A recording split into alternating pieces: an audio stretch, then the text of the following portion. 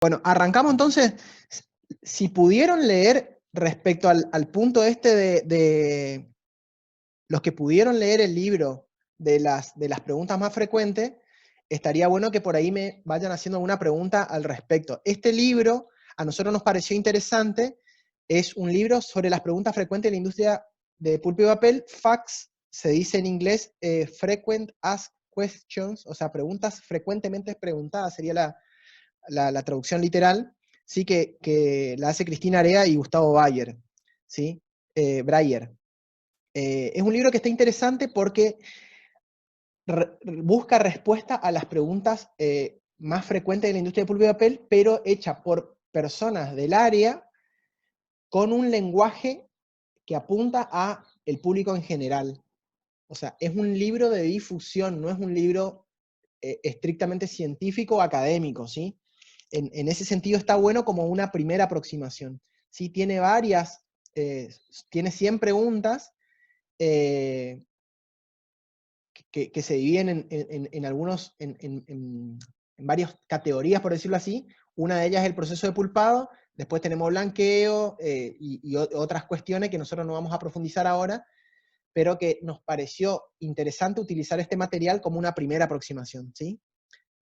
Tiene más de 100 preguntas, son 100 páginas, pero tiene más de 100 preguntas, 120, 130 preguntas, no importa, ¿sí?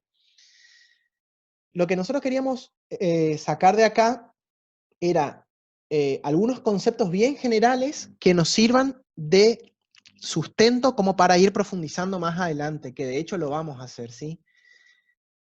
Para empezar, la materia se llama producción de pulpa y extractivo. ¿Qué vamos a tratar nosotros? La producción de pulpa y los extractivos. Pulpa, ¿qué es la pulpa? Son las fibras de celulosa para producir papel, ¿sí? Eso es por ahí lo que aborda la primera pregunta. Bueno, entonces, nosotros tenemos que imaginarnos que tenemos una materia prima fibrosa, es nuestro requisito para formar el papel. ¿Qué es el papel? Es un entramado fibroso a partir de un recurso fibroso. Estoy siendo redundante, pero prefiero ser redundante y que quede perfectamente claro esto. Entonces, ¿qué necesitamos nosotros para hacer papel? Partir de un recurso fibroso, que puede ser la madera o no, pero que generalmente es la madera, que en la madera las fibras de celulosa o las fibras del árbol, digamos, se encuentran en una matriz, y lo que nosotros tenemos que hacer es destruir esa matriz para luego volver a formar un entramado fibroso en una hoja. Eso es lo que tenemos que tener en claro.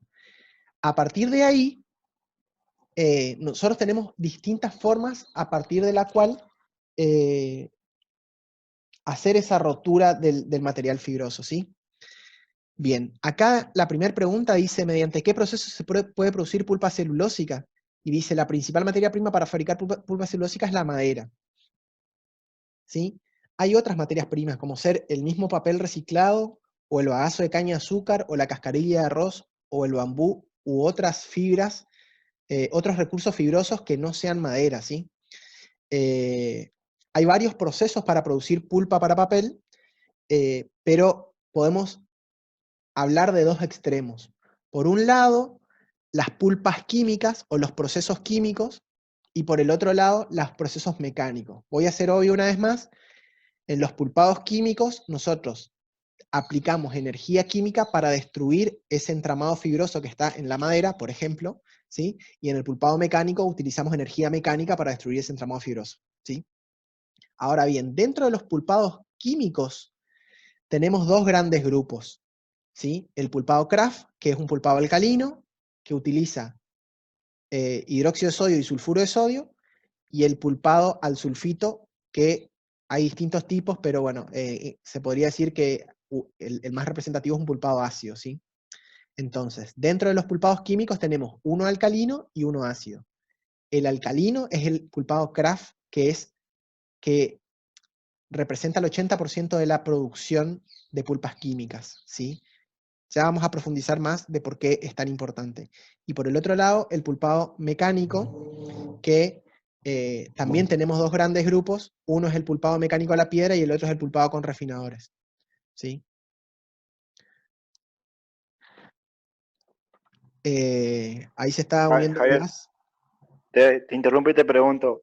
Sí, eh, Depende, de acuerdo a la materia prima que use para realizar el papel, ¿varía la calidad del papel o en sí, qué difiere? sí, Tengo que decirte que tenemos bambú, madera, caña de azúcar. sí. Ahora te cuento, ¿sí? Ok. Blas, entraste a la clase, ¿cierto? ¿Me escuchás bien? Blas, no sé si me escucha. Está sin micrófono, parece. Ok, le voy a escribir. Blas, escribime en el chat si me escuchás bien, ¿sí?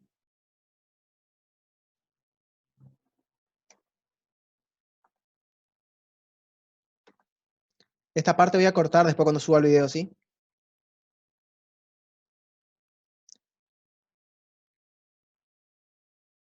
Bueno, no importa. Continúo, ¿sí? ¿Me repetís tu pregunta, Alberto? No, te preguntaba, viste que dijiste al principio que tenemos distintos tipos de materia prima para la generación de papel. Te preguntaba en qué difieren el papel de acuerdo a la materia prima que utilizo. Sí, bueno. La, la materia prima va a influir y el proceso que nosotros apliquemos también va a influir, ¿sí? Hablando de madera, podemos mencionar dos grandes grupos, las coníferas y las latifoliadas. Las coníferas son los pinos en general, digamos, y la familia de los pinos, y las latifoliadas son una amplia gama de especies, dentro de las cuales los eucaliptos son las más importantes, digamos, ¿sí? Y hay otras también. De por sí, por las características de la madera, eso va a repercutir en las características del papel.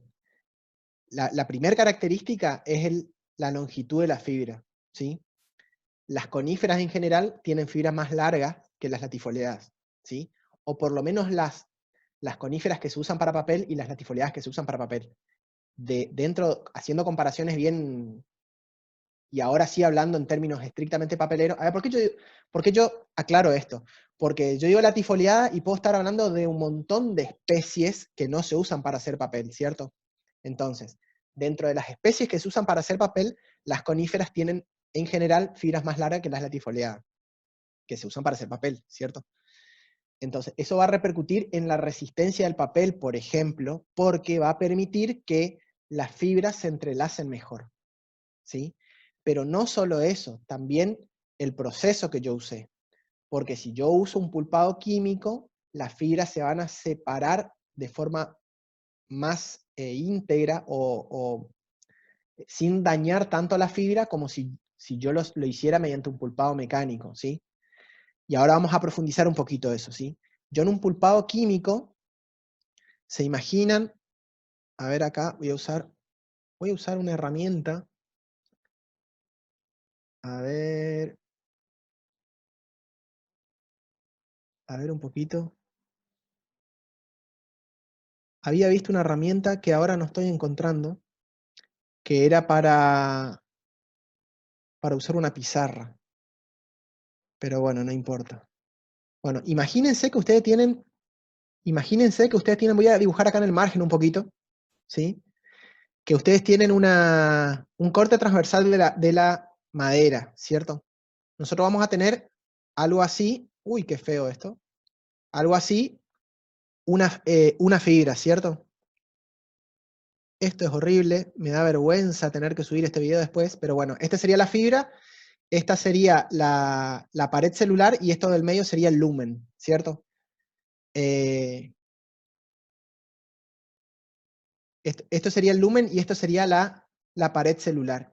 En el pulpado químico, los químicos ingresan por el lumen. Es importante que nosotros pensemos a la madera como una estructura formada por fibras que a su vez están compuestas por celulosa, hemicelulosa, lignina y extractivos y también ceniza, ¿cierto? El material cementante en general es la lignina. Y en la lámina media, acá, en el medio de estas dos fibras, existe principalmente lignina que hace que estas dos células o estas dos fibras se mantengan pegadas. Ideal sería si yo pudiera disolver la lignina de la lámina media y separar estas fibras. Ahora bien, en un pulpado químico eso no es posible, por dos cuestiones. Por un lado, porque yo no puedo hacer un ataque desde acá, solo en la lámina media, porque la lámina media no está muy expuesta a los químicos, ¿sí? Los químicos ingresan a través de los lúmenes y van avanzando en esta dirección hasta llegar a la lámina media, ¿sí? Desde el lumen hacia la lámina media es el ataque de los químicos, ¿sí? Entonces, primero se va a ir disolviendo un montón de lignina que está dentro de la pared celular. Recordemos que la pared celular tiene los 4 componentes, ¿sí? Celulosa, hemicelulosa, lignina y extractivo. Si bien hay mayor proporción de lignina en la lámina media, la cantidad absoluta de lignina que hay acá es relativamente pequeña, ¿sí? Hay mucha lignina dentro de la pared celular. Si ustedes se acuerdan, la proporción de lignina dentro de una madera varía, ¿no? Claramente que varía según la especie, pero puede ser del 20, 30% aproximadamente, va a depender de la especie una vez más, pero si digo entre 20 y 30% o 35%, no le estoy errando demasiado feo y estoy abarcando la mayoría de las especies, ¿sí? Igual es un rango muy amplio el que dije, ¿no?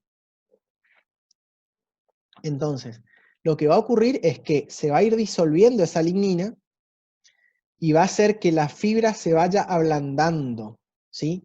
Imagínense que yo disuelvo solo la lignina de la lámina media y yo puedo separar estas dos fibras, ¿sí? Me va a quedar una fibra rígida. Ahora bien, si yo procedo de la forma que les comenté, desde los lúmenes hacia el centro, la fibra se va a ablandar y finalmente se va a separar. El grado de cocción avanza hasta producir el punto de separación de fibra. Cuando yo disuelvo suficiente cantidad de lignina como para poder separar la fibra, ese punto en la cocción se llama punto de separación de fibra, ¿sí? Y si yo no llego a ese punto de separación, yo necesitaría aplicar la energía mecánica para separar esa fibra, ¿sí? Y ahí no podría estar hablando de una pulpa 100% química. ¿Hasta ahí bien? Bueno, si hay algún... perdón, en el pulpado químico, como yo dije, voy a ir disolviendo material. Es por eso que el rendimiento va a bajar. Va a ser cercano al 50% en los pulpados craft. Puede variar un poco más, un poco menos, pero si digo 50%, no le voy a estar errando demasiado lejos, ¿sí? Puede variar en función de si yo estoy hablando de una pulpa para producir papel para blanquear o un papel bolsero, va a depender la característica del pulpado craft, ¿sí? Entonces, en general podemos decir que en un pulpado químico, craft, yo voy a disolver material para llegar al punto de separación de fibra y así, mediante una descompresión brusca, hacer que el chip explote entre comillas, ¿sí? Después vamos a profundizar en eso cuando veamos pulpado craft, ¿sí? Entonces yo voy a obtener fibras de muy alta resistencia, sin embargo, relativamente bajo rendimiento, cercano al 50%. Este rendimiento se mide pulpa obtenida respecto a la madera seca. Por otro lado, yo voy a obtener las pulpas mecánicas. En la pulpa mecánica habíamos dicho que tenemos dos principalmente, ¿sí? La pulpa mecánica a la piedra, en la cual yo muelo la madera tal cual está, ¿sí? O sea, el rollo entero, y el pulpado con refinadores, en el cual yo primero chipeo la madera y luego esos chips los ingreso a refinadores, ¿sí? Y ahí voy rompiendo la fibra, pero nada me garantiza de que esa rotura se haga por la lámina media, ¿sí? Imagínense, bueno, borré ahora el dibujito y me salió tan feo que no lo voy a hacer de vuelta, que yo tengo una fibra, es altamente probable que eso se rompa por el lumen, o por la lámina media, o por la misma pared, ¿sí? Y yo al final de un pulpado mecánico probablemente obtenga muchas fibras rotas, y muchos haces fibrosos. Los haces fibrosos son conjuntos de fibras, ¿sí? Eso me puede llegar a generar heterogeneidad en el papel. Ahora bien, el pulpado químico me daba altas resistencias, pero bajos rendimientos. El pulpado mecánico me da altos rendimientos y resistencia más baja, pero en contrapartida me da opacidad. La opacidad es la característica que yo necesito en el papel para que no sea transparente, ¿sí? Para poder imprimir en ambos lados. Además de que es una pulpa más barata. Por lo tanto, en la ecuación económica, eso también juega y determina que yo me vaya a volcar por una pulpa o por la otra en función de mis requerimientos y también de los costos. Entonces voy a decir, bueno, si yo quisiera obtener una pulpa, un muy buen papel, ¿qué tipo de pulpa voy a usar? A ver, activen su micrófono, vamos a participar un poquito. Che, Javier, te interrumpo. Y la pulpa mecánica tiene alta opacidad porque sigue conteniendo lignina. O sea, Entre con el otras cosas, proceso. sí. Ah, está bien. Sí, es por eso, Porque no se es les por cae la eso. lignina que tiene la madera en sí, ¿no? Se hace directamente, se trata de separar la fibra así mecánicamente, pero no se hace ni un proceso para extraer la lignina. O tiene un proceso, un postproceso. ¿En el pulpado mecánico te referís? Sí. No, justamente no. En el pulpado mecánico lo que se busca es, aplicando energía mecánica, obtener la pulpa y no se le saca la lignina, Ah, está bien. ¿sí? Porque si yo le sacara la lignina, estaría perdiendo rendimiento, que es justamente lo que yo busco evitar en un pulpado mecánico. ¿Me explico? O sea, Sí, sí. si yo hice pulpa mecánica para obtener un alto rendimiento y después le saco la lignina, voy a estar obteniendo una pulpa de baja resistencia y encima con bajo rendimiento. No cierra, digamos, ¿sí? Perfecto. ¿Hasta acá se entendió más o menos, chicos? Sí, Habiliten su perfecto. micrófono y charlamos un ratito. Sí, perfecto. Quedó más o menos clara los dos grandes grupos, ¿sí? Por un lado las pulpas mecánicas, por el otro lado las pulpas químicas. Quedó más o menos clara la característica de cada uno. Después vamos a profundizar un poco más, ¿saben? Esto es como una primer clase introductoria. Dale. Sí, entiendo, más o menos, pero sí, vamos. Bueno, cualquier cosa, si tienen alguna otra duda, si tienen dudas, si por ahí no les queda claro, después, por un lado vamos a profundizar y por el otro lado le invito a que lean este documento, este archivo de las facts, digamos, de las preguntas frecuentes, y que en todo caso, si ahí le van surgiendo dudas, podamos profundizar más. ¿Sí? Yo quiero ver, ¿cómo hago para saber cuánto tiempo de sesión va? Creo que te notifican cuando faltan 10 minutos recién o 5. Ah, vamos bien entonces. Te aparece arriba, en el margen de arriba. Bueno, bueno. Sí, sí, eso sabía, pero sin embargo igual me gustaría saber cuánto tiempo voy así Y 25 puedo- minutos por lo menos. Media hora capaz, un poquito más. bueno. ¿Qué es el proceso Kraft? Segunda pregunta, ¿qué es el proceso Kraft? El proceso Kraft es un pulpado químico en el cual yo utilizo hidróxido de sodio y sulfuro de sodio para deslignificar la madera, ¿sí? Es importante este proceso porque su tecnología, o sea, por las características del proceso, hacen que se obtengan fibras de muy alta resistencia a un costo relativamente bajo. La característica particular que tiene este proceso es que los químicos que se usan son bastante selectivos, es decir, disuelven selectivamente la lignina sin atacar demasiado la celulosa y la desmicelulosa. Digo demasiado porque en realidad sí se ataca, pero no tanto como en otros procesos sobre todo, ¿sí? Y eso me permite a mí disolver la lignina y obtener fibras con relativamente alta resistencia.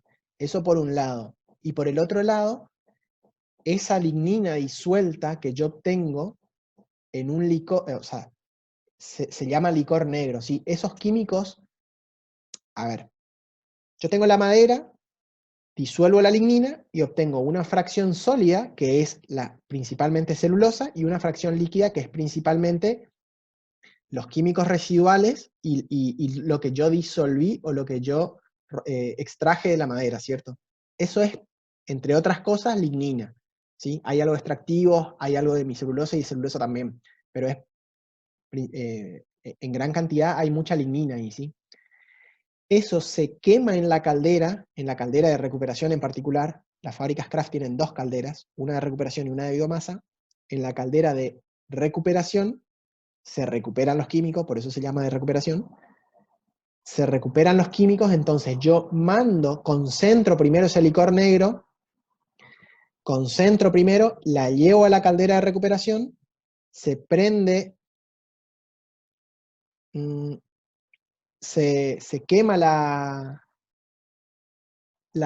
materia orgánica, principalmente lignina, se obtiene energía a partir de esa materia orgánica, y los inorgánicos, es decir, los químicos residuales de la cocción, dentro de la caldera y en esas condiciones de alta energía, vuelven hacia atrás y en las cenizas se obtienen los químicos de los cuales yo partí originalmente. Entonces, ¿qué es lo fantástico de este proceso Kraft? Que yo puedo obtener fibras de alta resistencia a un costo relativamente bajo porque yo recupero los químicos de la cocción. ¿Sí? Eso es importante el proceso Kraft y eso hace que el proceso Kraft sea distinto a otros procesos y genere grandes ventajas. ¿Cuál es el problema que tiene el proceso Kraft? Que son dos procesos en uno. Es un proceso para obtener pulpa y un proceso para recuperar los químicos. Entonces las inversiones que se necesitan son altísimas, ¿sí? Es por eso que costó mucho hasta que se desarrolló esa tecnología a precios relativamente bajos como para que las empresas puedan gastar esa cantidad de dinero en instalar una fábrica, ¿sí? Pero una vez que se dieron cuenta que cerraba, todos dijeron, bueno, metamos la plata acá porque funciona. Así que bueno, eso es lo que ocurrió. A mí me llama la atención que esto todavía no me está notificando, pero debería estar A mí por me terminar en un pareció, ratito. a mí me pareció que esta reunión no tiene límite de tiempo, me puso una notificación. Ah, está bueno No sé por entonces. qué. A mí me pareció lo mismo. Gracias por utilizar Zoom. Esta aplicación no tiene límite de tiempo. O esta sesión, creo que decía. Esta reunión no tiene límite de tiempo. Sí, No sé por qué. eso mismo. No sé si al otro Bueno, le pareció lo mismo. bueno, sí, a mí me apareció un cartel acá, pero en realidad no lo leí. O sea, cerré sin leer, digamos, y seguramente era eso mismo que le pasó a usted. Así que bueno, lo bueno que esta partecita del video después voy a cortar, así no sale este chat, no sale esta charla informal. Así que bueno, continuemos entonces. Salvo que quieran hacer un recreo o algo así, vamos a continuar.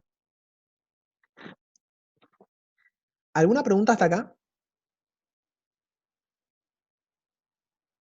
Yo creo que no. No. Para ¿No? aclarar nomás, el licor negro es lo que se obtiene después del proceso, ¿no, Javier? Lo dijiste. Sí, nosotros obtenemos, o sea, partimos de madera e hidróxido de sodio y sulfuro de sodio, ¿sí? Por un lado la madera y por el otro lado los químicos. Eso ingresa en el proceso, ¿sí?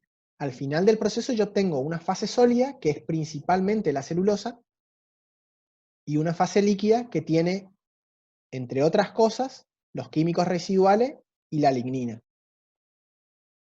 ¿sí? Con la fase sólida yo continúo mi proceso para obtener la celulosa, para purificar y lavar, etc., blanquear y producir el papel, o no blanquear, depende de la característica que yo esté buscando, y con la fase líquida voy al circuito de recuperación, que por un lado se concentra y finalmente se quema en la caldera. ¿Sí? Ahora, espero haber sido más claro ahora. Bien, Sí, sí, sí. perfecto. Nosotros, esta materia originalmente surge de otra que se llamaba transformaciones químicas de la madera. Tenían transformaciones físicas por un lado y transformaciones químicas por el otro. Esta materia era transformaciones químicas, es por eso que nosotros le prestamos tanta atención al proceso Kraft. ¿Dónde puedo sacar más material sobre esto? O sea, más profundo, digamos. Va a estar en el aula cuando iniciemos con lo que es pulpado Kraft, lo vamos a ir activando. Si querés lo activamos, lo puedo activar hoy o mañana. Pero, digamos, no me quiero adelantar todavía a eso, ¿sí?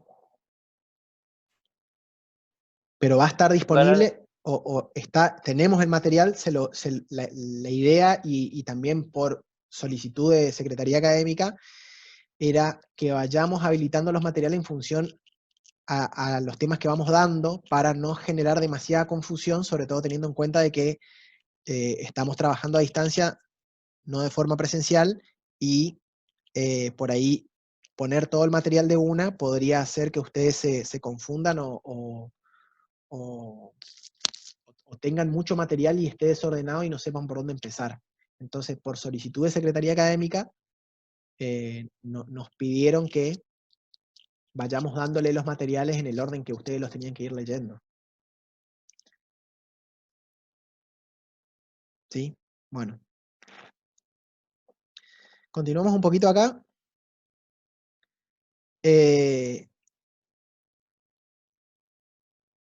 Creo que podemos arrancar con la parte de mercado. A ver, queda esto. Esto acá lo voy a decir en la parte de mercado. Esto lo voy a decir en la parte de mercado. Contaminación vamos a ver después. Bueno. Bueno, los temas que quedan acá los vamos a ir profundizando ahora cuando veamos lo de mercado, ¿sí? Así que vamos a pasar a esa parte ahora. Mercado de pulpa y papel. Lo que nosotros buscamos acá, vamos a ver muchísimos datos, muchísimo número, muchísimo gráfico. Lo que nosotros queremos de acá no es que ustedes se acuerden de memoria todos los gráficos, sino de que ustedes saquen un puñado de datos que sean representativos y que eso a ustedes le permita entender más o menos en general cómo se maneja el mercado de pulpa y papel. ¿Sí?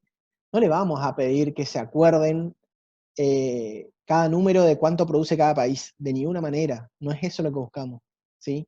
Pero sí por ahí nos interesaría que usted, si yo te digo cuál produce más, Argentina o Brasil, y que uno tenga más o menos una idea, ¿sí?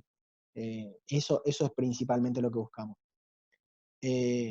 Antes que nada, en general, las industrias en particular, en general, digamos, no solo la industria de pulpa y papel, sitúa su localización en función de la oferta o la demanda. Es decir, sitúan la fábrica cerca de donde se encuentra la materia prima o de donde se encuentren los centros de consumo.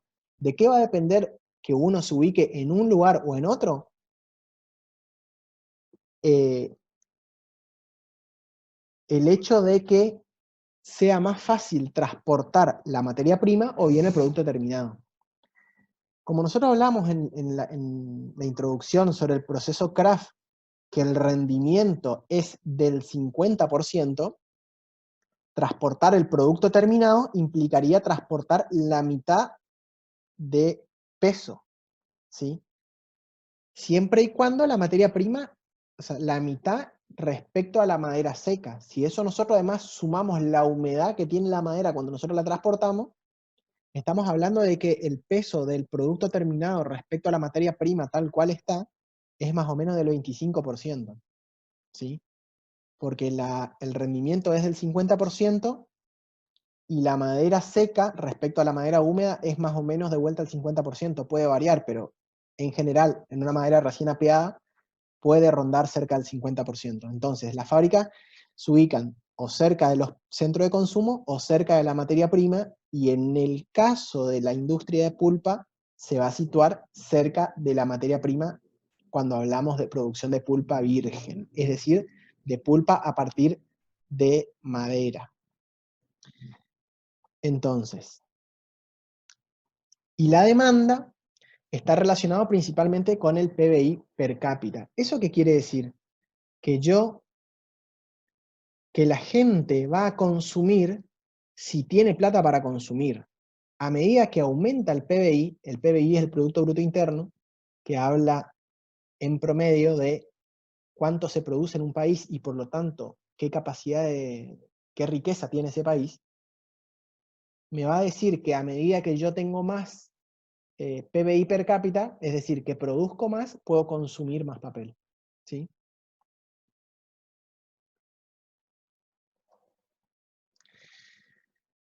¿Saben lo que son los commodities? Pregunta, abran su micrófono. No, yo no sé qué es. ¿Alguien sabe? Productos que cumplen con condiciones específicas de cierto mercado. Por ejemplo. Es un producto que se cotiza a nivel internacional. Por ejemplo, la caja de Volkswagen que hacen en Córdoba, no la hacen en Brasil, sino en Córdoba. Y la Ajá. llevan a Brasil después, como caja. O sea, Volkswagen hace solo caja en Argentina, solo caja, nada más. El resto del auto lo hacen en Brasil. ¿Y por qué la caja sería un commodity? ¿Por qué eso sería un commodity? Es un Porque producto que se cotiza. Es un producto que su valor depende, digamos, de un mercado internacional. Y Esto es lo que pasa, por ejemplo, con el petróleo, con el trigo, maíz. sí, es cierto, pero seguimos sin definir qué es un commodity. ¿Qué tienen en común el petróleo, el maíz, etcétera? Esos ejemplos que vos dijiste están bien, pero ¿qué tienen en particular? ¿Qué características tienen esos productos que los convierten en commodity y hacen que su precio esté regido por cuestiones internacionales y demás? Eso que vos mencionaste es una consecuencia, no es el motivo principal, digamos. O sea, no hay un ente que dice, voy a regular esto acá. ¿Me explico? Sí. Los commodities son productos que se producen en grandísimas cantidades, ¿sí? Y en muchos lugares, por muchos fabricantes, ¿sí? Y eso hace que ninguno de ellos determine en forma individual su precio, ¿sí? Además, esos productos son fácilmente reemplazables por otros, o sea, el producto de un fabricante en particular es fácilmente reemplazable por el que produce otro productor. Son todos más o menos parecidos. O sea, el petróleo de acá o de allá o de más allá es más o menos parecido, digamos, ¿sí? Son todos más o menos parecidos. Lo mismo pasa con la pulpa. O sea, la pulpa que produzco yo es más o menos parecida a la que produce mi vecino, ¿sí? Eso hace que haya, en economía esto se llama mercado perfectamente competitivo, ¿sí? En el cual haya mucha gente que ofrezca y mucha gente que demanda ese producto y uno tenga más o menos libertad para optar por uno o por otro, ¿sí? Y por lo tanto, ningún comprador determina el precio de forma individual y ningún vendedor determina el precio de forma individual. Está exento de lo que se llama monopolio, digamos. Exacto. Monopolio u oligopolio, ¿sí? Justamente son tipos de mercados distintos, ¿sí? El mercado perfectamente competitivo, el oligopolio y el monopolio, ¿sí? O sea, los commodities forman parte de lo que se llaman los mercados perfectamente competitivos. Estamos hablando en términos teóricos, que quede claro, esto no. Es lo que más se acerca a la realidad, digamos, pero que quede claro que no es... o sea, puede haber alguna alteración respecto a los conceptos tal ¿Puedes como lo estoy repetir tu diciendo. definición? ¿Puedes repetir tu definición así bien estructurada, Javier? Sí, le voy a, Así me grabáis, me le voy a escracháis si me equivoco. no, así le apunto a esa parte, ¿no? No, que los commodities son productos que se ofrecen por muchos fabricantes, los cuales son todos, tienen características muy parecidas y son fácilmente reemplazables. O sea, es fácil, no hay una dependencia para con un fabricante en particular, ¿sí? Y a su vez esos fabricantes venden a muchos consumidores, ¿sí? Sí. Eso hace que ninguno, ni consumidor ni productor, determina el precio de forma individual. O sea, no es ninguno de ellos el que determina el precio, sino que lo determina el mercado, o las especulaciones del mercado, o la situación particular del mercado en ese momento, ¿sí? Por lo tanto, el precio varía, el precio fluctúa, ¿sí? Y acá vemos, por ejemplo, ejemplo de precio, vemos pulpa de mercado mensual en dólares por tonelada métrica, ¿sí? Esto es para desde junio 2005 hasta junio 2015. Fíjense cómo varió el precio de la pulpa. Esto es en particular precio de pulpa de conífera al sulfato, que sería kraft, blanqueada, tonelada seca al aire. Seca al aire se dice porque se seca y luego eso queda expuesto al aire y puede llegar a quedar, o sea, con humedad de equilibrio con el ambiente, eso significa, ¿sí? Fíjense cómo varía, parte de 610 aproximadamente, sube, tiene un pico acá de 850, luego baja fuertemente hasta 550 aproximadamente, luego vuelve a subir y así. ¿Por qué ocurre esto? Porque, por un lado, acá en 2008-2009 hubo una fuerte crisis internacional donde hubo recesión y demás, burbuja financiera, pueden googlear después. Parecido a lo que puede estar ocurriendo en este momento con el tema del coronavirus, esto está generando alteraciones en los mercados. Algunos productos, los precios están cayendo fuertemente, otros productos, los precios están subiendo fuertemente, depende de qué producto, pero en general, en las últimas semanas, ha ocurrido una gran fluctuación de precios debido a que no está, debido a que está alterada tanto la oferta como la demanda. La gente no puede consumir libremente y los productores no pueden producir libremente por todas estas restricciones que está habiendo respecto a la circulación y demás. ¿Hasta ahí vamos bien? Entonces, ¿qué ocurre? Vamos a dar un ejemplo respecto a, no sé, el papel higiénico, por ejemplo. Voy a dar ese ejemplo porque es muy actual.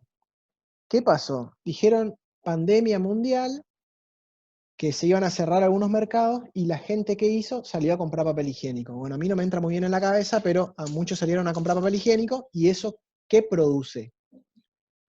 Por un lado, desabastecimiento en el supermercado.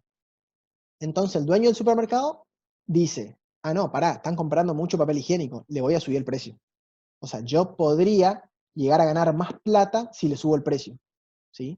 Entonces sube el precio y eso de alguna forma frena la demanda.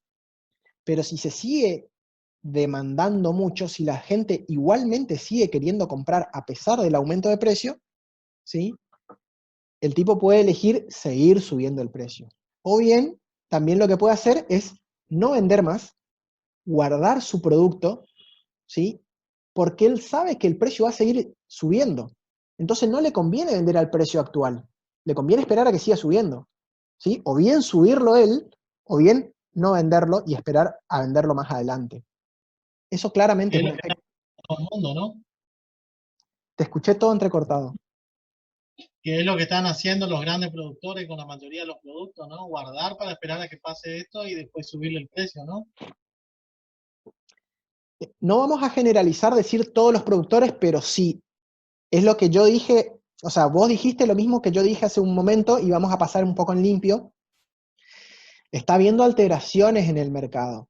Algunos productores que pueden guardar su producto y venderlo más adelante, lo están haciendo porque saben que su producto va a aumentar de precio más adelante, ¿sí? Ahora bien, un productor, no sé, le digo yo, por ejemplo, yo no sé si ustedes saben, pero los productos que son perecederos y que la gente no está pudiendo consumir, los productores están queriendo sacárselo de encima como pueden, ¿sí? Porque necesitan vender su producto porque se le va a echar a perder. Entonces hay muchos productos que están muy arriba de su precio normal y hay muchos productos que están muy por debajo de su precio normal. ¿Sí? Entre esos productos, y acá voy a poner comillas grandes, podemos hablar de la mano de obra. Hay mucha gente que necesita trabajar en el marco de esta pandemia y que por justamente las restricciones no puede ni siquiera salir de su casa. Entonces, por un lado, está dispuesta a infringir la ley para ir a trabajar, y por el otro lado está dispuesta a ir a trabajar por 2 mangos porque necesita comer. ¿Sí? Entonces, lo que ocurre es que hay mucha alteración en el precio de los productos en este último tiempo. Y cuando digo productos, pongo a la mano de obra, a la fuerza de trabajo, como un producto también, con comillas grandes, que quede claro eso, ¿sí? ¿Hasta ahí vamos bien? ¿Quedó más o menos claro lo que es un commodity? Sí, sí. Bueno, la pulpa y el papel son commodities, porque mucha gente produce pulpa, mucha gente consume pulpa, muchos producen papel, muchos consumen papel, ¿sí? Bien, avancemos entonces. Variaciones en la producción de pulpa de papel y cartón mundial, ¿sí? Dice algunos tipos de papel en particular. Estas son las variaciones respecto del año anterior. Entonces, yo tengo acá en 2004 aumentó un 5,7% respecto al año anterior, ¿sí? En 2005 aumentó un 1,9% respecto al año anterior y así. O sea, si bien esta barra es más pequeña que esta, en 2006 hubo más consumo respecto al 2003, ¿sí? Porque sigue aumentando. No así en 2008 y 2009, donde bajó la producción. ¿Por qué bajó la producción? Porque bajó el precio. Si baja el precio, el productor dice, ah, no, lo opuesto a lo que ocurrió con el ejemplo del papel higiénico, ¿sí? El productor sabe que el precio está en baja, ¿sí? Entonces no le conviene producir a ese precio. Si yo digo, che, yo tengo tales costos de producción, o yo sé que yo puedo vender a tal precio, pero en el mercado me quieren pagar menos. Entonces yo digo, no, che, a ese precio no me conviene vender y yo dejo de producir. Sí puedo, sí puedo, ¿sí? Entonces, ¿qué ocurre? La gente deja de producir y eso hace que haya un faltante en la oferta.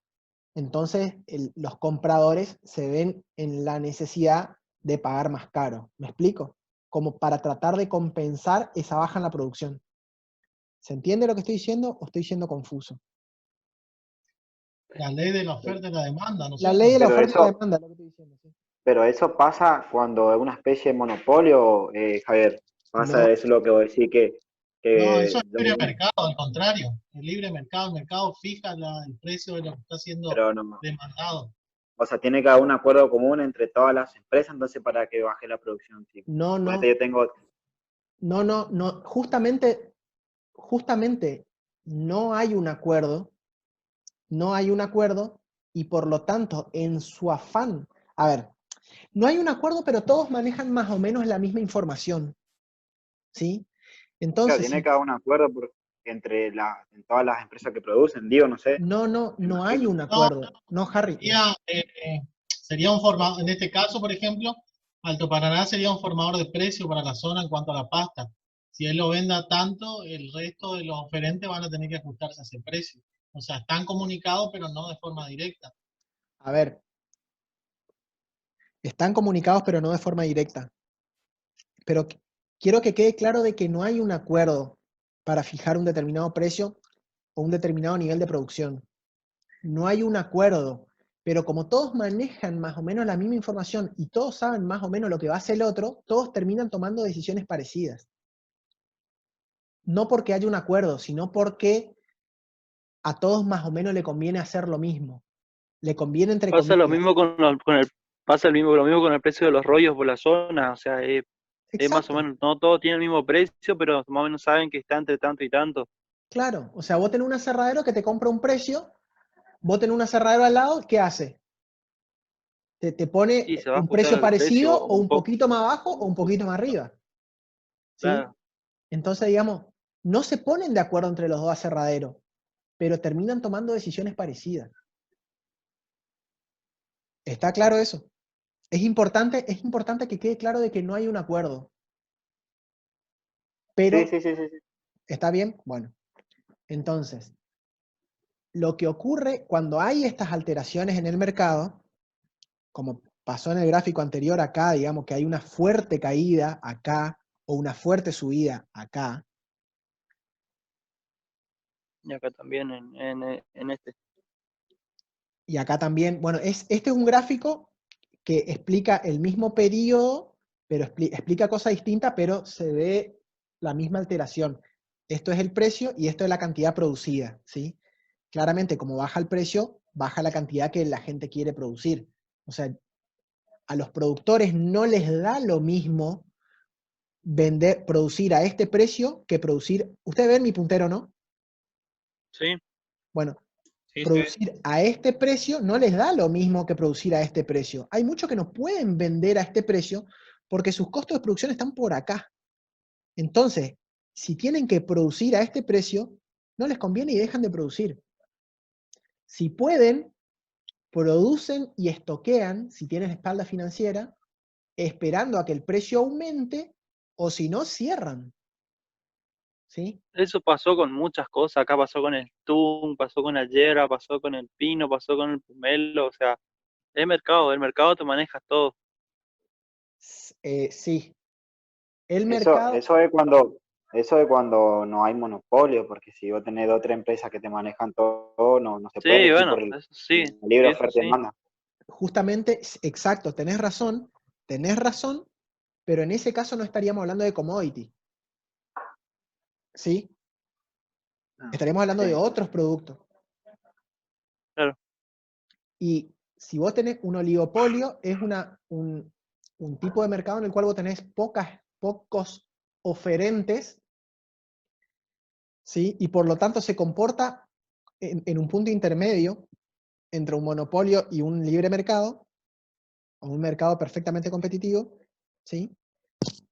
Pero que si esos 3 o 4 productores se ponen de acuerdo, podrían llegar a comportarse como un monopolio y de esa forma aumentar sus ganancias. Lo cual, por un lado, es ilegal, pero, digamos, se podría, digamos, en términos teóricos. ¿Sí? Estamos hablando mucha generalidad y estamos dando demasiadas vueltas, ¿sí? ¿Podemos avanzar un poquito con esto? ¿Avanzamos? Bien. Este gráfico muestra bleach softwood craft pulp, es decir, pulpa craft blanqueada de conífera, de pino, costos variables de producción en Shanghái en el tercer cuatrimestre de 2014. Costo de producción en Shanghái se refiere a que puesto en un puerto de Shanghái. ¿Por qué? Porque no va a ser lo mismo si yo tengo que transportar desde cerca de China o desde lejos de China, porque en realidad al chino lo que le importa es cuánto le sale a él puesto en su puerto. Eso va a determinar que él compre o no. ¿Sí? No importa cuánto a mí, no es tan importante, a ver, no solo importa qué tan bajo es mi costo productivo, sino qué tanto le sale a mi cliente tener ese producto a su disposición. Por eso se pone un puerto de referencia. Y se pone Shanghái porque China es un mercado que consume gran cantidad. Entonces se lo pone como referencia. Entonces, ¿qué dice este gráfico? Dice cuánto es el costo de producción en toneladas, en dólares por tonelada seca al aire, ¿sí? Y estos son los costos de producción, la altura es el costo de producción, y el ancho de la barra es la cantidad que produce, ¿sí? O sea, el alto es qué tan caro es, y el ancho es cuánto produce, ¿sí? Y el color determina en qué parte del mundo está cada fábrica. ¿Se entendió? ¿Se entendió Sí, esto? Sí, Bien. sí, sí, sí, sí. Sí, sí. Entonces, si nosotros miramos acá, ¿qué conclusión podemos sacar respecto de este gráfico?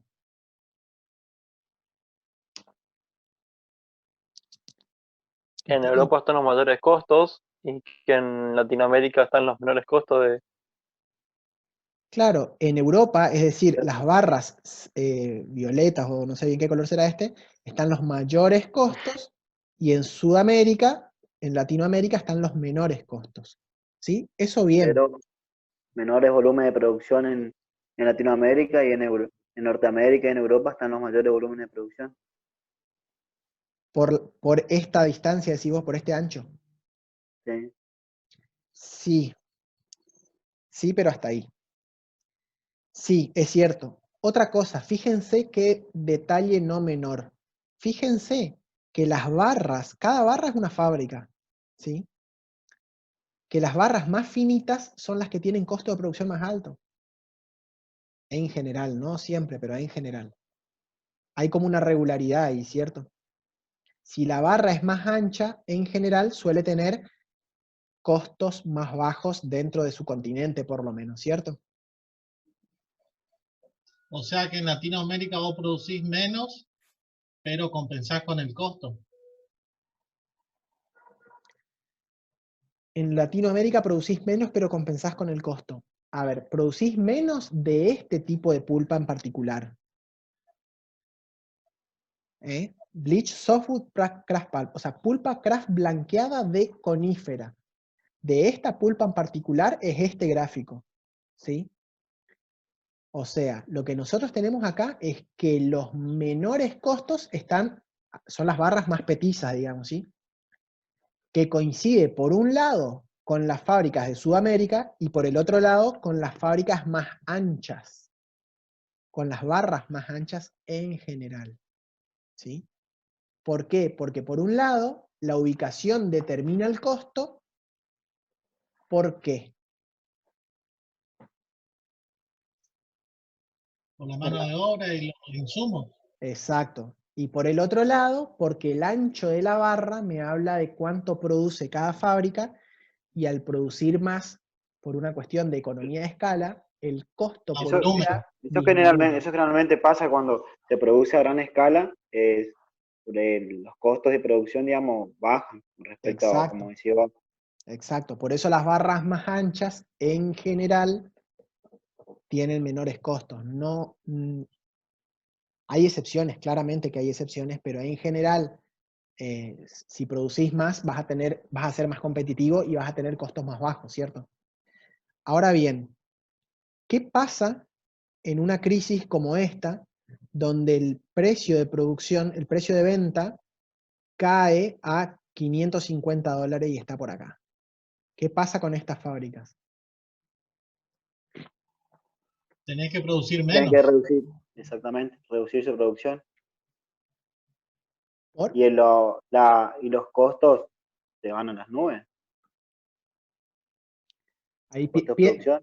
piensen de forma individual. Yo soy el dueño de una fábrica. Yo soy el dueño de esta fábrica, por ejemplo. Yo soy el dueño de esta fábrica. ¿Qué hago yo en una crisis? Achicar la economía. Produzco menos, oferto menos, produzco menos. ¿Por qué? Eso va a aumentar mi costo de producción, va a disminuir mi margen. ¿Por qué? A ver, Pero, no digo que esté ni bien depende. ni mal lo que ustedes están diciendo, le estoy preguntando por qué.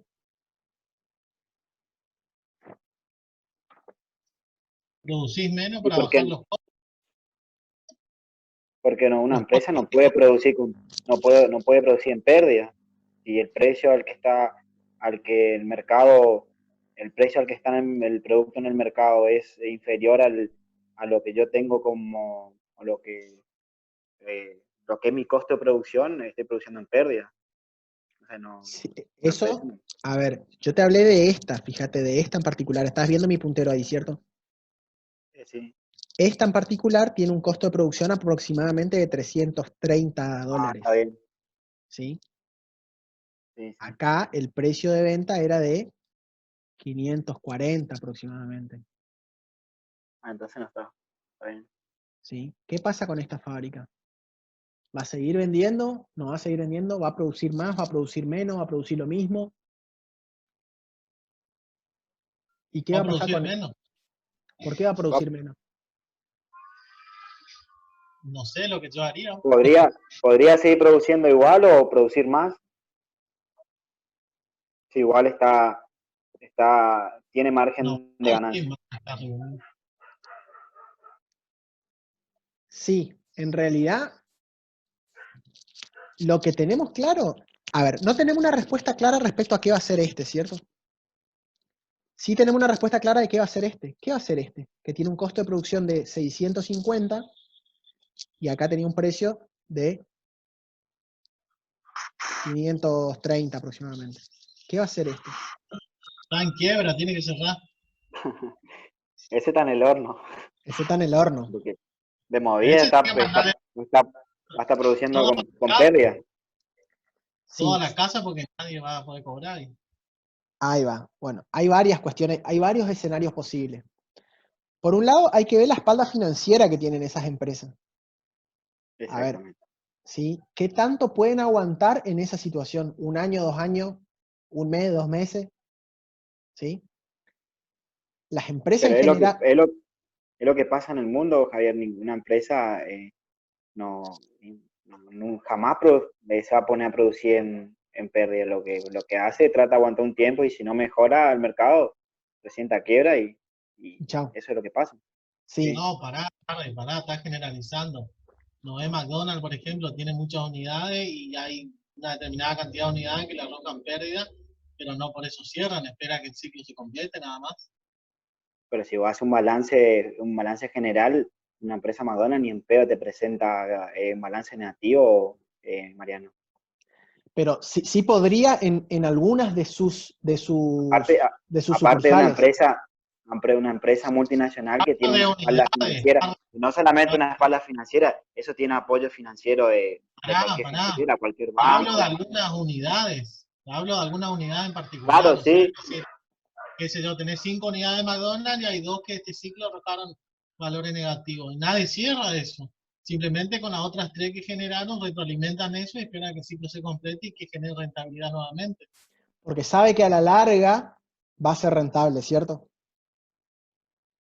sí, Hasta ahí Claro, bien. no, así funciona. Esa es la economía de escala. Nadie va a cerrar, ¿viste? pero Dependiendo de la eso espalda es justamente lo que que decía. Eso contesta si que si tenés una espalda financiera. Ahora, si tenés una sola fábrica y bueno, no tenés forma de financiar las pérdidas, no te queda otra que presentar quiebra. Sí, pero fíjate Es el la caso de realidad. Alto Paraná hoy. El caso de Alto Paraná hoy, por ejemplo. MDF está funcionando a media cerradera, hace tiempo que no funciona, ¿sí? Es una cuestión de la pandemia, ¿no? Pero si fuera un ciclo de mercado, ellos no van a cerrar la cerradera porque no está funcionando. Siguen repuntando con lo otro que ya está parado y que sí está generando, que es el Pero caso de Esperanza. porque tienen donde sacar recursos de otro lado, Mariano. Y Porque sí, esa es la pero esa es realidad. la lógica del crecimiento, ¿entendés? Sí, No es porque vos pero lo que te dice vas a... Pero bueno, Alberto, perdón, voy a moderar un poquito acá. Pero lo que te dice Alberto es que si no tenés esa posibilidad y estás teniendo pérdida, no tenés para pagar los salarios, no tenés para pagar alquiler, no tenés para pagar la luz, o sea, costo fijo y variable. Si vos tenés costo fijo, es decir, tenés que pagar un crédito, eso tenés que pagar, no importa tu producción. Salario tenés que pagar, no importa tu producción. Alquiler tenés que pagar, no importa tu producción. Y algunos servicios como luz, una fracción de la luz, o algunos otros servicios tenés que pagar, no importa si produzcas o no. Si vos no podés No, le cubrir voy a... ni siquiera Pero, tus costos fijos, si vos no podés... vamos a un ejemplo más, vamos a un pero ejemplo más, más igualmente, visible. ¿Qué antes pasó, por de, ejemplo, qué pasó con la fábrica esta, la papelera acá de Piraí, Mariano? Cerró porque tenía el proceso al sulfito, Sí, un pero proceso está muy caro. comparando una fábrica obsoleta, Carly, tiene 2000 No, años pero esa por fábrica, está eso. ¿Por obsoleta. qué? Porque su costo de producción era muy alto. Y No, lo que se pero porque estaba es una ofertando en fábrica ese obsoleta. momento, el precio al que se vendía la pasta en ese momento era inferior a su costo de producción que tenían. Pero Por es eso solo la un mayoría hoy ejemplo. está pasando a un proceso crash. ¿Por qué? Porque es un proceso más rentable en el hecho de que vos podés recuperar los químicos que se utilizan en la producción del licor blanco. ¿Me Sí, entendés? pero por supuesto que la celulosa Pero campana tiene costo nominal. ahí haciendo una relación entre el precio del mercado y lo que es tu costo de producción. O sea, vos estás operando a pérdida, ¿me entendés?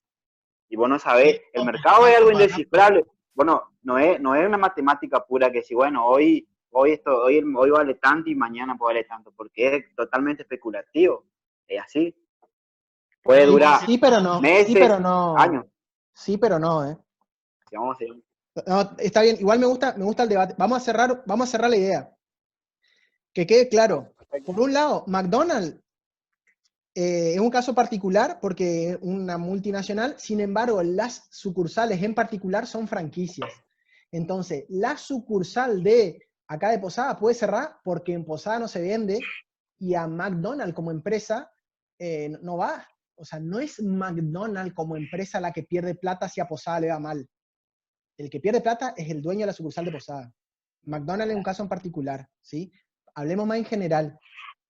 Es cierto que si uno está produciendo por encima del precio, está vendiendo a pérdida. Le conviene cerrar o dejar de producir, o producir y estoquear para esperar a que el precio aumente. Pero no tiene sentido vender por debajo de los costos, ¿sí? Eso va a hacer, puede ocurrir dos cosas. Primero, si puedo aguantar, aguanto. Si no puedo aguantar, no aguanto y presento quiebra, ¿sí? Eso en general. Pero lo que va a ocurrir es que cuando haya crisis, los primeros que tengan que cerrar son estos, los que tengan los costos más altos, ¿sí? Y estos de acá van a poder aguantar porque no van a estar vendiendo a pérdida, ¿sí? Van a poder producir más o menos en función de sus decisiones, pero igualmente pueden seguir produciendo, ¿sí? Pueden estoquearse para regular el mercado, pueden vender una parte o no, etc. Sin embargo, lo que va a ocurrir en las crisis es que los que son menos competitivos terminen cerrando. Eso está claro y en eso estamos todos de acuerdo, ¿cierto? Clarísimo, clarísimo, sí. Sí, entonces cierran estos, o sea, van a ser los primeros que van a cerrar, y este consumo de pulpa, esta pulpa que antes consumía un cliente de este acá, ¿quién la va a absorber? Ya sea esta fábrica o ya sea otra fábrica que se instale ¿a dónde?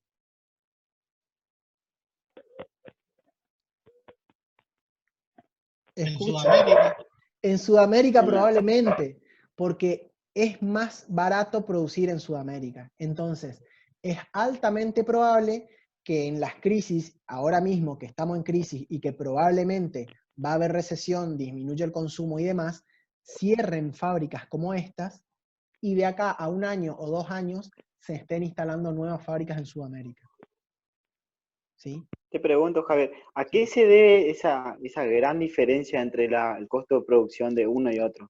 Porque incluso vos pusiste como puerto de Shanghái, incluso a lo de Sudamérica, todo eso está incluido ya el costo de logística, ¿no? Que implica hacer llegar hasta Shanghái lo que es el producto. Hay varias cosas que repercuten en el precio. Mano de obra. Mano de obra, costo de los químicos, costo de la mucha diferencia. Hay mucha diferencia.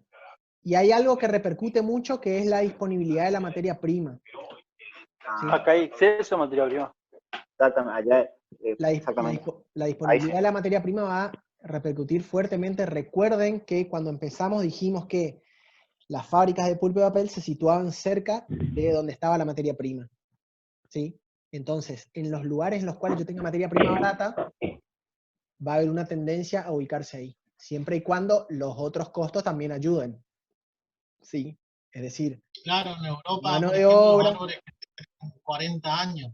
tal cual. Acá tenés 15, 16 años, tenés madera pulpable. Claro, exactamente. Esa es un poco la diferencia, ahí ya tenés como 20 años, 30 diferencias, y eso se traduce en costo. Acá te bombardean con materia prima. Sale más barato, exacto, sale más barato producir en Sudamérica y transportarlo hasta China que producir en China, por decir algo. Por dar un ejemplo muy generalista, ¿sí? Que quede claro que no es, hay que analizar cada caso en particular. Pero podemos decir que una fábrica instalada en Sudamérica puede competir con una en China a pesar de que tenga que transportarla hasta China, ¿sí? El que tiene el perro que apague su micrófono. Seguimos. Seguimos. Más de lo mismo. ¿Sí? Tenemos. ¿Qué dice este gráfico?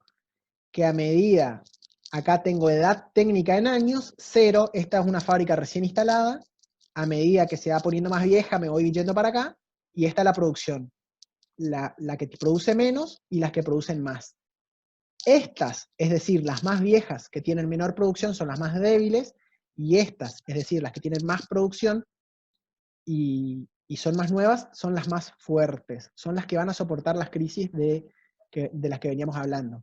Este gráfico ya está obsoleto porque es de 2009, Ya esto, Indonesia ya no está más acá, Brasil ya no está más acá, Uruguay ya no está más acá. Sin embargo, habla un poco de esto acá, que las fábricas estas se van a ir mudando para acá. Esto es otra forma de representar lo anterior. ¿Sí?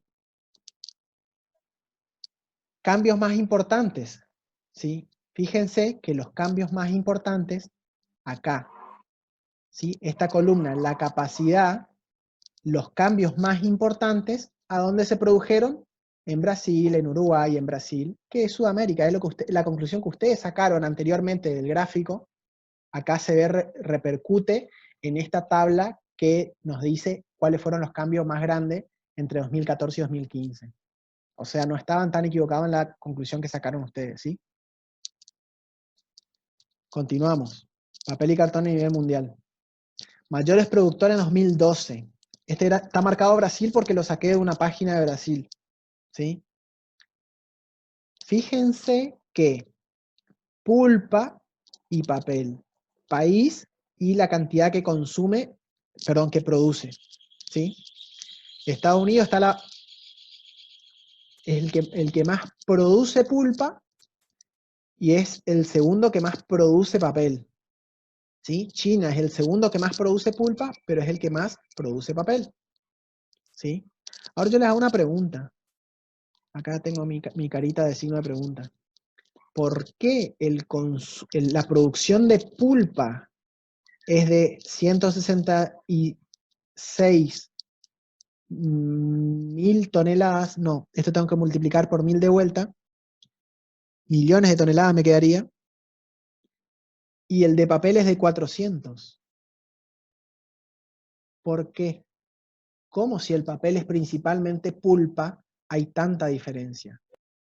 ¿Me sabrían explicar ustedes por qué?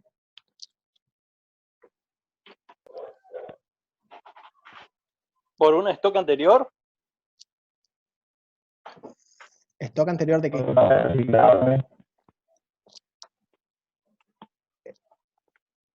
¿Stock anterior de qué? Y de pulpa. O sea, tenían un stock de pulpa y, o no sé, la verdad no sé, estoy hablando por hablar nomás. No, Sí, no se porque podría estoquear. de la pulpa a papel hay otro proceso y ahí tendría un cierto rendimiento, no sé. Sí, tibio. Pero lo duplica prácticamente. Duplica, sí. Más del doble. Sí, y más del doble, sí. O sea, tendrías que no gastar nada durante No, 2011 para que en 2012 puedas producir esa cantidad de papel, digamos. no Sí. todo lo que usás para el papel proviene de materia prima nueva, parte reciclada. Muy bien, esa es la respuesta. Esa es la respuesta. ¿Y qué porcentaje? Qué nerd. Lo que, lo que falta acá. 50%. Exacto, lo que falta acá es lo que es no pulpa virgen, ¿sí? Es decir, principalmente reciclado. Principalmente reciclado. Hay otras cosas además de fibra, pero el grueso es fibra. Una parte es virgen y otra parte es fibra reciclada, ¿sí? Coca-Cola, por ejemplo, para sus botellas usa el 88% nuevo y ese 12% restante proviene de reciclado y de aceite de lino, no material del petróleo, digamos. Bien, Interesante detalle. entonces la producción de plástico virgen sería un 88% respecto a la cantidad de botellas, por decirlo así, ¿no? Sí. Correcto. Seguimos entonces. Consumo de papel media global. ¿Qué dice este gráfico? Acá me va dando los años y acá me va dando el consumo en kilogramos per cápita, es decir, por persona. ¿Sí? Si ustedes se fijan acá, para atrás, en esta crisis, fíjense cómo bajó el precio, o sea, bajó el consumo, bajó el precio y bajó el consumo. ¿Sí? Porque bajó uno, baja el otro. ¿Sí? Y eso hace que aumente el primero y se restablezca. ¿Me explico o no? Sí. Bien, entonces, volvemos acá. Fíjense cómo antes estábamos hablando de producción, ahora estamos hablando de consumo. Fíjense cómo varió el consumo. 58 kilos en 2006, perdón, 59, 58, 54 en el 2009, que era la crisis, y en 2010 57, 57. ¿A ustedes les parece que es mucho o es poca esta disminución acá?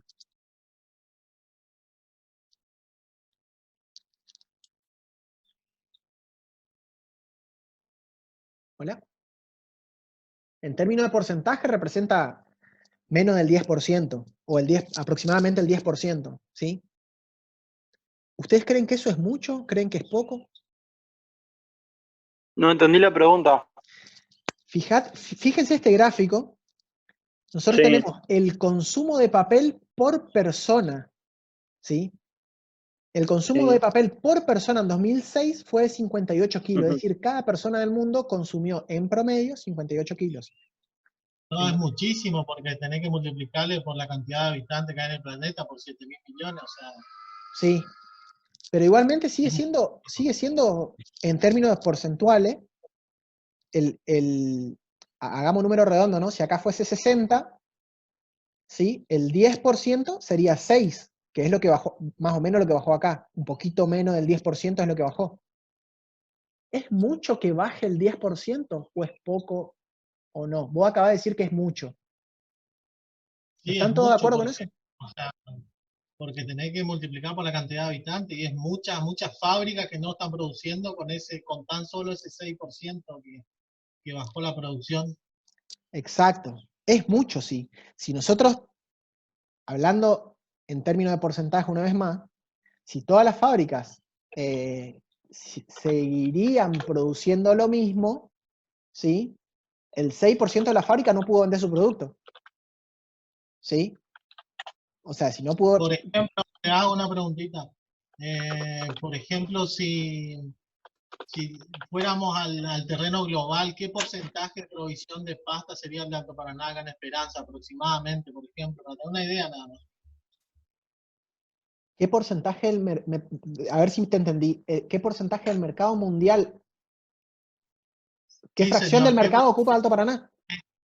Más o menos para tener una idea nomás, solo para... Cero. No, muy bajo, muy bajo.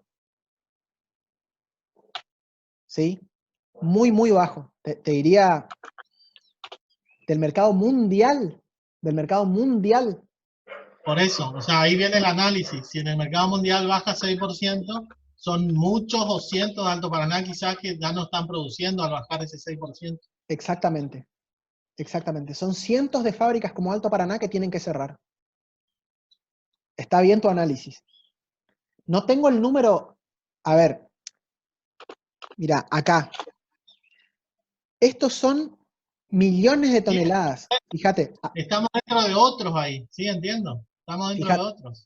mira, acá pulpa, esto son 166.000, le tengo que multiplicar por 1000, entonces estamos hablando de 166 millones de toneladas, ¿cierto? Alto Paraná produce 0,3. Ah, O sea, nada. 0,3 dividido 166. Si esto lo multiplico por 100, me está dando el 0,2%. Bueno, Sí. continuamos entonces.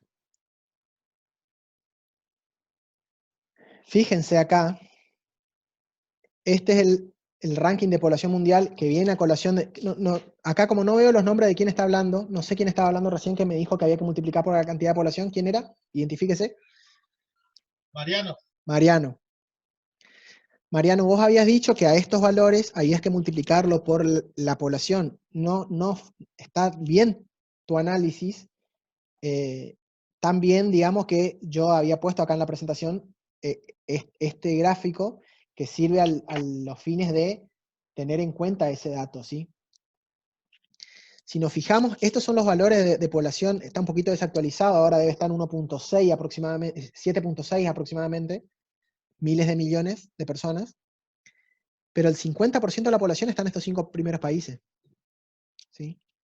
China, India, Estados Unidos, Indonesia y Brasil tienen aproximadamente el 50% de la población mundial. ¿Sí?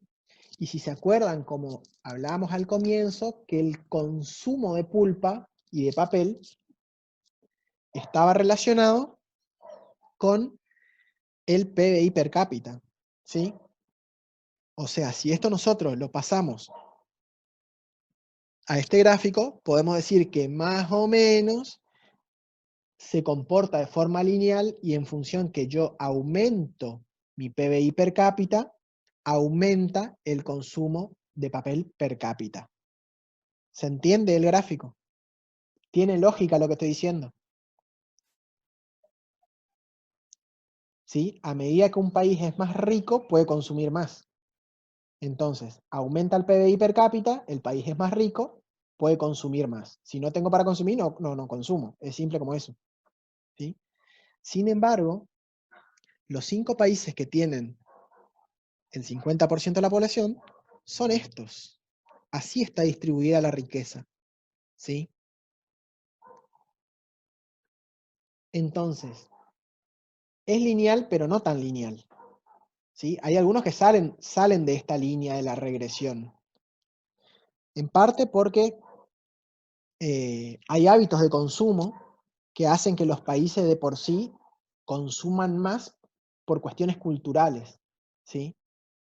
Y hay otros que se pueden explicar mediante otras cuestiones. ¿Sí? A ver, ¿por qué les parece a ustedes que China está acá? Por ejemplo, Finlandia está muy por encima, se aleja mucho de esta curva. Por la distribución del PBI per cápita. Por eso China está tan abajo. La distribución del PBI per cápita es uno de los factores. ¿Sí? Finlandia, por una cuestión cultural, Finlandia es vanguardia en lo que es producción y consumo de papel. Por lo tanto, digamos, tiene una cultura de gran consumo de papel, a pesar de que por ahí el PBI no explicaría ese consumo. Hay otras cosas que explican más que su PBI. ¿Me explico?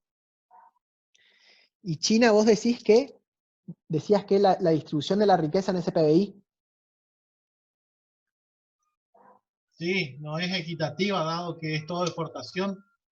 Que el PBI estaba inclinado para la balanza de exportación más que el mercado interno.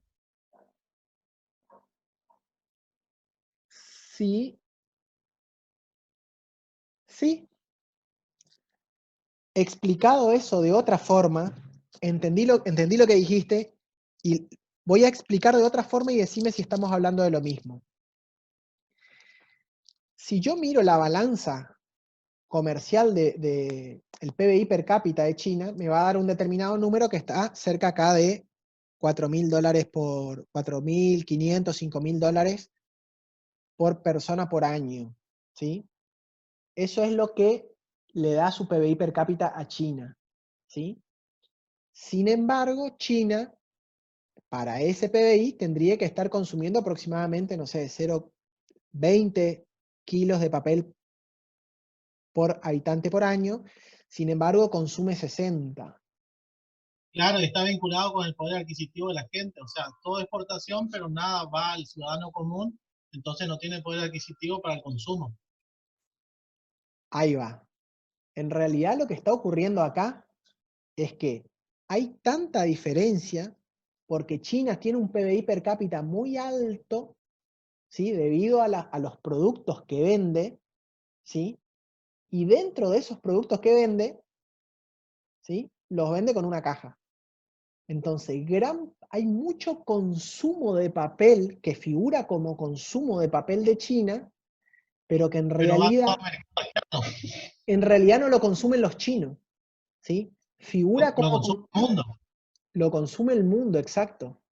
O sea, China te vende un televisor, pero también te vende una caja. ¿Sí? Entonces, pero esa caja se computa como consumo de papel de China. Sin embargo, no lo consumió un chino. ¿Está claro eso? Clarísimo. Perfecto. Entonces, hay como una distorsión acá. esta diferencia se explica mediante esto que lo charlamos recién, ¿sí? Ahora bien, si nosotros multiplicamos este consumo de China, ¿sí?, por esta población de China, da un número interesante, ¿sí? Si nosotros multiplicamos este consumo de Estados Unidos por la población de Estados Unidos, también da un consumo interesante porque Estados Unidos es el tercer país más poblado del mundo, ¿sí? Sin embargo, si multiplicamos este consumo de India por la población de India, el consumo ya no es tan interesante porque estamos hablando que consume 10 veces menos que China, ¿sí? Si bien tiene una población parecida a la de China, el consumo es muchísimo menor. ¿Está claro? Entonces, los que van a ser, los que inclinan la balanza en este esquema mundial, van a ser principalmente Estados Unidos y China. Estados Unidos porque consume mucho y tiene una población importante, el tercer país con más población del mundo, y China porque consume mucho, entre comillas, mucho menos que Estados Unidos per cápita, muchísimo menos que Estados Unidos per cápita, pero tiene tanta población que termina siendo un número importante. Si bien ese dato de la población hay que tomarlo con pinzas porque en realidad no son los chinos los que están consumiendo, ¿sí? Tiene más que ver con la producción de China que con los chinos en particular, ¿sí? ¿Está claro eso? Continuamos. Bien, más de lo mismo. Acá vamos a ir cerrando. Yo me doy cuenta que cuando esta es la primera clase virtual que tenemos, nos vamos mucho más por la rama que en las clases presenciales, así que estamos yendo mucho más lento, ¿sí? Producción de pulpa por región. Fíjense, acá es producción de pulpa por región. Tenemos CEPI. CEPI es Confederación Europea de Industrias de Papel, ¿sí? O sea, cuando digo CEPI me refiero a todo lo que es Europa, la Unión Europea, ¿sí? Otros de Europa, Norteamérica, Asia, principalmente China, Latinoamérica y resto del mundo, ¿sí? Entonces, si yo miro producción de pulpa por región, tengo acá cómo se reparte la torta, está marcado CEPI, porque este gráfico lo saqué de un paper europeo, ¿sí? Y si miramos el siguiente gráfico, que es consumo, fíjense cómo varía el gráfico, ¿sí? Me gusta hacer este jueguito a mí. ¿Qué conclusión podemos sacar nosotros de estos dos gráficos? Los escucho.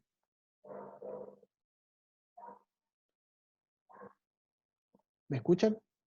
¿Me responden? Y a ver el otro gráfico, como que varios de los países consumen más, producen más de lo que consumen, ¿puede ser? ¿Quién, por ejemplo? ¿Quién Norteamérica. produce más de lo que consume? Norteamérica. Fíjense acá abajo este número, ¿sí? Este número acá abajo, 180 millones de toneladas, y acá 180 millones de toneladas. Es decir, lo que se produce se consume, básicamente. Si hay alguna pequeña variación, puede ser por una especulación temporal, pero nada más. No hay demasiada diferencia entre lo que se produce y lo que se consume. No es viable acumular pulpa por demasiado tiempo, ¿sí? Entonces, si vemos acá Norteamérica, produce el 37% de la pulpa del mundo, pero consume solo el 32%. O sea, el 6% de la pulpa del mundo, el 5% de la pulpa del mundo, es exportada por Estados Unidos. ¿Se entiende eso? Asia, producción, produce el 22%, pero consume el 33%. O sea, el 11% de la producción de pulpa del mundo es importada por China. ¿Se entiende eso? Eso dependería del grado de tecnificación del país, digamos, o sea, es decir, Latinoamérica produce bienes primarios, en este caso pulpa, y lo manda a industrializar a otro lugar, y el más demandante de todo es China. ¿Cierto? Es así. También hay otra cuestión que tiene que ver con el grado de avance en la cadena de producción, que a medida que vamos más atrás, en la cadena de producción me refiero a desde un producto y todos los derivados de esa cadena productiva, hasta Claro, la llegar al cadena de consumidor final, ¿sí? A medida que vamos más atrás en la cadena productiva, es necesario un mayor volumen de producción para que ese negocio sea rentable. A nadie se le ocurriría poner a forestar 1 hectárea, ¿o sí? ¿Es rentable? Si yo claro, tengo... porque la rentabilidad de la tierra es baja, entonces no conviene forestar una hectárea, conviene forestar 50 o 100 o la cantidad mayor posible. Exacto, exacto, ¿sí? Pero a medida que yo voy avanzando en la cadena productiva, yo tengo escalas menores que son rentables, ¿cierto? Pero con un grado de especificidad mayor, ¿sí? Yo tengo por un lado el árbol, por el otro lado la pulpa, y yo de esa pulpa puedo obtener muchos tipos de papeles, ¿sí? Pero para producir papel yo ya necesito un volumen de producción mucho menor que el volumen de producción de una fábrica de pulpa. O Pero si sea, nos vamos a China, permiso, si nos vamos a China, por ejemplo, es más rentable que producir papel o pulpa envolver electrónica con el papel o con el producto final de la pulpa, digamos. sí, pero si yo tengo una fábrica de papel, digamos, a mí, o sea, si yo soy, a ver, vamos a aclarar una cosa. ¿Por qué conviene fabricar electrónica en China y no en otro lugar? Porque Por así, por el porque valor así, de la oportunidad. sí, ¿y por qué? A ver, bueno, no importa el por qué. Así como había motivos para que convenga producir pulpa en Sudamérica, hay una ventaja competitiva, ¿sí? Que puede ser clima, puede ser disponibilidad de suelo, puede ser costo de mano de obra, puede ser un montón, regulación ambiental más laxa, ¿sí? La ventaja comparativa de un país con respecto al otro. Exacto. En el caso de China, en general, son los chinos. Es que tiene una gran cantidad de población con una mano de obra muy barata, ¿sí? Entonces, hay un gran número de empresas que se están ubicando allá porque el costo de la mano de obra es barata, ¿sí? Más allá de que les super explotan. Exacto, también. Muere uno y entran 5, es así. ¿Cómo? Muere uno, se va uno y entran 5 atrás de ese. De la población que tienen allá es increíble. Sí, hay mucha población, pero también pasa en India que no tiene el mismo crecimiento que tiene China, digamos. Hay otros factores también que influyen, no solo la población, pero uno de ellos es la población, uno de ellos es la mano de obra. Ahora bien, si yo soy una industria especializada en la fabricación de papel, si bien es cierto que hoy por hoy yo puedo vender mi industria de pulpa y papel y invierto en una industria de electrónica y capaz que yo no tengo ni idea sobre producción de electrónica, pero en general, si es negocio vender papel, yo voy a vender papel. A pesar de que también sea negocio vender electrónica, ¿sí? Entonces los fabricantes de papel, por ahí le convienen instalarse en China y comprar pulpa de afuera para vender papel o cartón para las fábricas electrónicas que están ahí al lado. O sea, un fabricante de papel Tiene mucho se que ver puede también la ubicar, política. déjame cerrar la idea, por favor. Un fabricante de papel se puede situar cerca del mercado que va a consumir, no así de la materia prima, como sí es el caso de la pulpa, como es al revés en el caso de la pulpa, ¿sí? ¿Se entendió? Sí, ¿entiendes? Sí, sí, sí. Por eso los chinos producen mucho menos pulpa que la que consumen, ¿sí?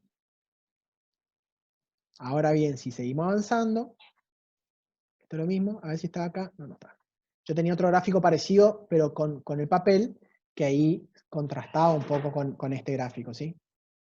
En el cual la producción de papel de China era bastante más parecida, la producción de papel era bastante más parecida al consumo de papel, ¿sí?